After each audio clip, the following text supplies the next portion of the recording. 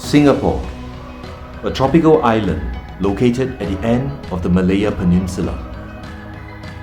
It is the crossroads of the East and West, and it is a cosmopolitan city with over 5 million people. It is home to various ethnic groups, cultures, and religions, and it is also known as the maritime capital of the world. Shri Mataji visited Singapore as early as the 1970s. In 1972, she set sail from India to America, and Singapore was one of the several ports of call. In 1976, she once again visited Singapore and Malaysia, and was widely known at that time as the wife of the chairman of the Shipping Corporation of India. But it was in the 1980s that Shri Mataji came here to give some public programs on Sahaja Yoga. On some visits, she would stay up to 2 weeks long, where she worked on the seekers and cured them of their problems. One of the notable program venues was the Sempaga Vinayagar Temple at Ceylon Road. The temple was dedicated to Sri Ganesha, and Shri Mataji blessed it with her presence. Despite Shri Mataji's efforts, the people in Singapore did not pay heed to the message of Sahaja Yoga at that time, and it was to be another 15 to 20 years more before Shri Mataji would come back for a major public program. Between 1980s and 1992, Changi Airport became a frequent stopover during her travels between India and Australia. Yogis from Malaysia and the region would be there to seek her darshan, and she spoke with each and every one of them. On March 1991, Shri Mataji happened to be at the airport when news came that a plane that had been landed was hijacked by terrorists. As she put her divine attention on the situation, a potential disaster was thankfully averted. From 1996 onwards, a handful of local yogis started some meetings, and by the year 2000, the collective had grown to about 15 people. Shri Mataji's 5-day stopover visit in 2002 was an important and historic event. It was the first time that the city welcomed over 400 yogis from Australia and Asian countries for a seminar and puja. A public program was organised at the Suntec City Convention Centre, where some 400 to 500 new seekers came and got their self-realisation. Staying at the historic and regal Raffles Hotel, Shri Mataji spoke with the country coordinators about the corruption problems facing Asia. She also spoke highly of Singapore's former Prime Minister Lee Kuan Yew, who successfully eradicated corruption. In 2006, the small collective was once again blessed with Shri Mataji's 24-hour stopover at the airport during Makar Sankranti.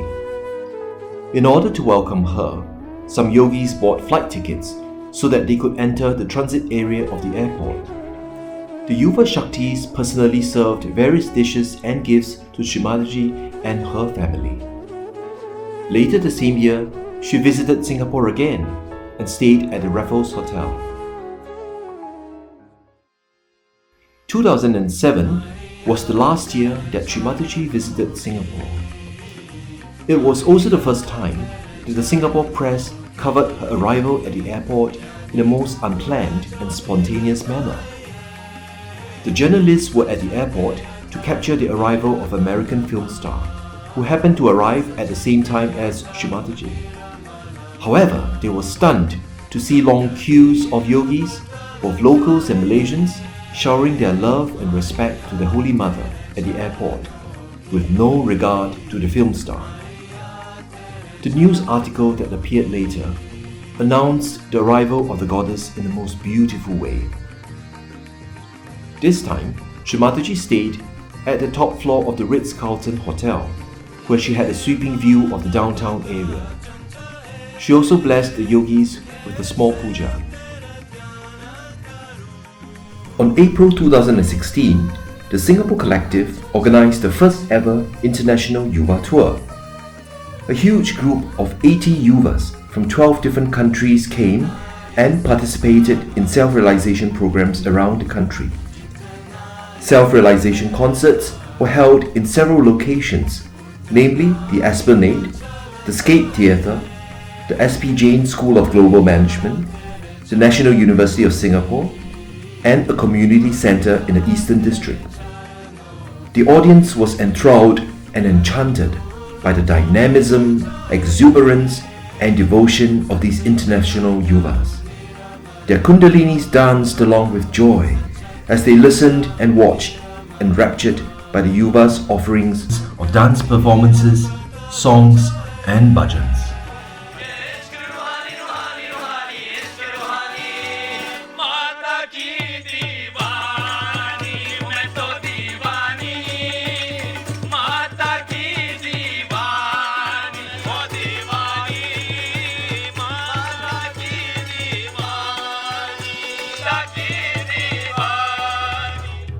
One week later, the collective again played host to nearly 1,000 yogis from around the world.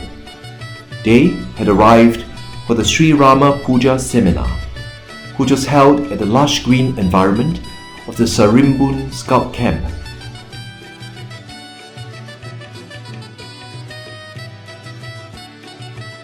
Yogis were treated to wonderful cultural performances by guest musicians and dancers, as well as yogis and children from various countries.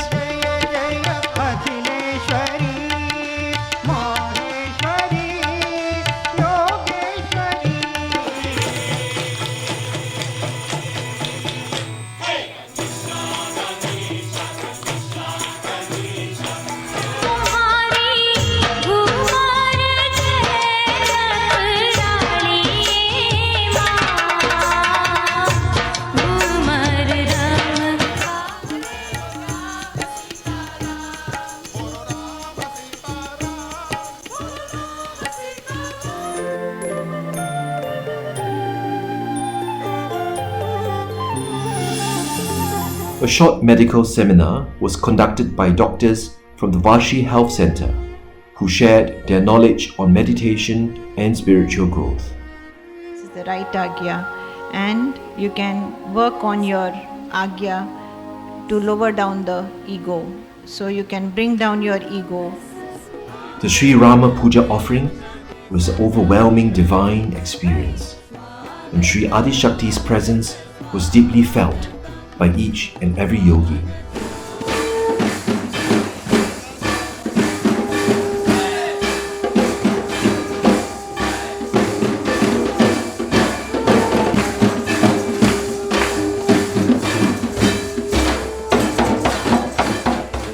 It was a momentous event which our collective will cherish in our hearts for many years to come.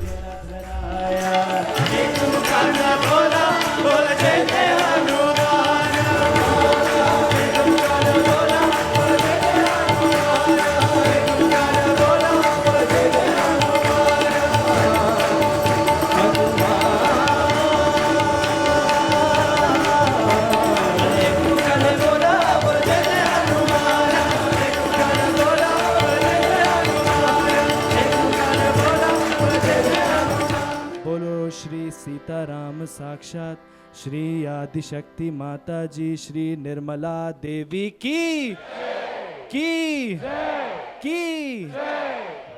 In the past 10 years, the collective had grown by leaps and bounds, and at present there are around 100 yogis, and about frequent classes are being conducted over the island.